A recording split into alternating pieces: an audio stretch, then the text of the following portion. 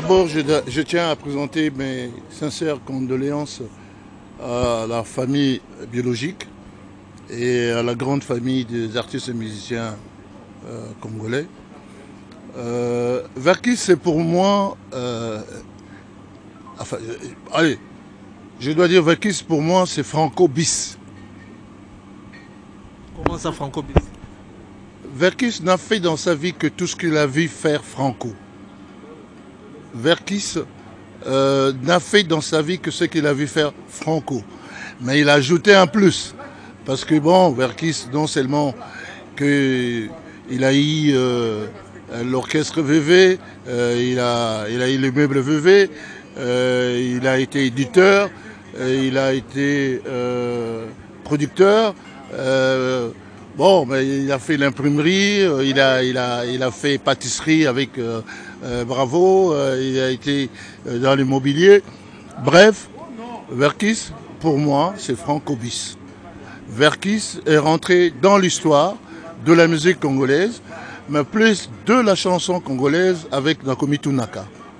Cette chanson culte, qui est une interrogation, a fait réfléchir. Et je crois que c'est même cette chanson qui est le déclic qui nous a amené au retour à l'authenticité. Donc Verkis, c'est un grand, avec G majuscule. Et là, comme tu as dit, Baobab, mais moi je veux dire c'est une perte immense pour la République. On disait de lui qu'il était à la base de la scission de plusieurs orchestres. Vous partagez cet avis? Oh oui, ça, il n'y a pas à se cacher. Il voulait, dans le Kiri VV, tout ce qu'il y avait de meilleur, tout ce qu'il y avait de bon. C'est un commerçant, quand le produit était bon, il voulait l'avoir, il voulait le vendre. Et ça, il ne s'empêchait pas. Il s'empêchait pas. Il est à la base de beaucoup de scissions des orchestres. Mais bon, parce que ce que le musicien recherchait, les instruments, la stabilité, produire leurs œuvres, lui il avait ça, il avait un studio, il avait tout. Moi j'ai souvenance, en 77, quand Kofi rentre pour la première fois au studio, c'est Verkis qui est à la régie. Et Kofi a peur de chanter. Verkis lui dit, chante, moi je veux faire le reste. Et les restes, nous connaissons. Que Kofi est Kofi aujourd'hui. Mais c'est Verkis qui lui dit et qui lui met en confiance. Il lui dit, chante, moi je ferai le reste. Et on a vu ce qu'il a fait pour le reste. Et aujourd'hui, Kofi est Kofi. Donc, il a fabriqué beaucoup de gens. Il a sorti beaucoup de gens. Nous connaissons beaucoup de noms aujourd'hui. Les Danos, Kanta, les Pépé Calais. C'est des gens qui sont sortis de l'usine, je veux dire, de la fabrique. Dire qu'il était découvert de talent. Non seulement il a découvert, mais il a lancé. Beaucoup de gens sont sortis de la fabrique de Verkis. Beaucoup des orchestres et beaucoup de talents sont sortis de la fabrique de Verkis. Il était le patron de la musique. Attendez, il a corrigé beaucoup des erreurs de Franco. J'ai dit qu'il est Franco bis, mais il a l'avantage d'avoir vu Franco à l'œuvre et d'avoir vu Franco faire des erreurs. Donc dans sa vue, il va un peu corriger Franco. Mais il reste grand parce qu'il va étendre l'empire Verkis dans beaucoup de choses. Il est dans tout. Il est à partir de l'orchestre, il t'amène au studio et puis il sort les disques et il les vend. Donc c'est un grand. Il a été dans tout, dans la fabrique jusqu'à la vente.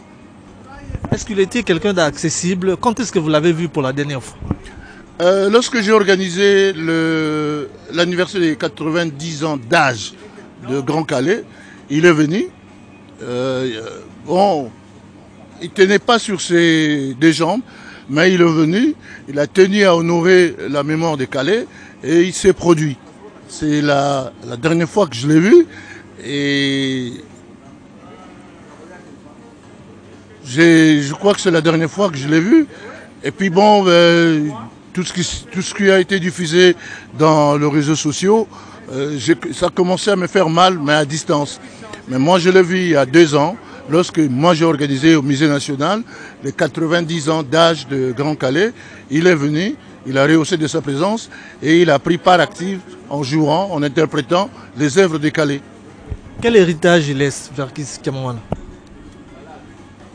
Le grand héritage, c'est son nom et ses œuvres. Et l'artiste ne meurt jamais. Et le nom de Verckys, c'est pas demain que vous allez oublier. Qui a joué 2 saxos. Et c'est comme ça qu'on l'a appelé poumon d'acier. C'était...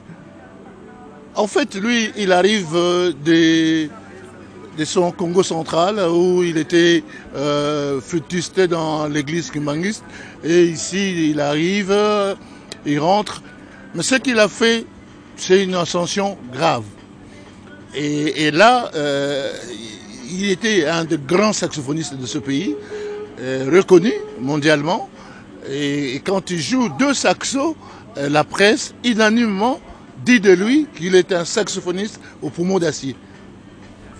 À vous entendre parler, la nation congolaise a devoir de l'honorer. Ah ça, il n'y a même pas à demander. Ça, il n'y a même pas à demander. L'État doit prendre en charge Verckys pour tout ce qu'il a fait. Mais ce n'est pas que Verckys ne peut pas s'enterrer. Verckys, l'œuvre de Verckys, tout ce que Verckys possède peut enterrer Verckys. Mais pour l'ensemble de l'œuvre de Verckys, le gouvernement congolais doit lui rendre honneur. Pour l'ensemble de l'œuvre de Verckys, pour ce qu'il a fait dans la musique congolaise.